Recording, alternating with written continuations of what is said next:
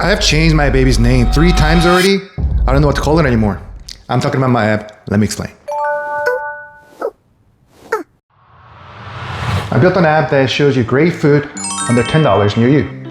Not just any food, highly rated, verified good, specific food item under $10. It's like a treasure map for food. I like this idea so much, I call it my own baby. When I first built the app, it was called CheapMealMap. I felt it was very clear, very direct. People could understand what this website and app will do. I liked this name a lot until I looked at Google Trends. So this is Google Trends. It just shows you what users at Google searched for specific phrases and terms. When I look for most search phrase for affordable eats, either cheap food or cheap meal. Those are top 2. But the difference is pretty big.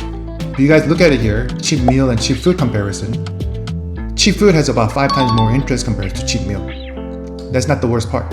If you look at the cheap meal and what people have been searching, it's about home meal, the cook at home, cheap meal ideas, easy cheap meal prep, things like that. Not really relevant to our app and our website. But if you go to cheap food, is food cheap near you or cheap food near me? Very relevant to our website and the app. So it's a very searchable name, and I think it rolls on the tongue a lot better. Cheap food versus cheap meal. So it was pretty easy to choose cheap food over cheap meal. Most people I surveyed, about 100 people, including my friends and family, did not like the name cheap. That wasn't the worst part. When I actually reached out to restaurant owners who'll be on our platform and who I'll be marketing to, they didn't want to be part of the platform because of the name cheap. The negative connotation of cheap would undervalue their food and their restaurants.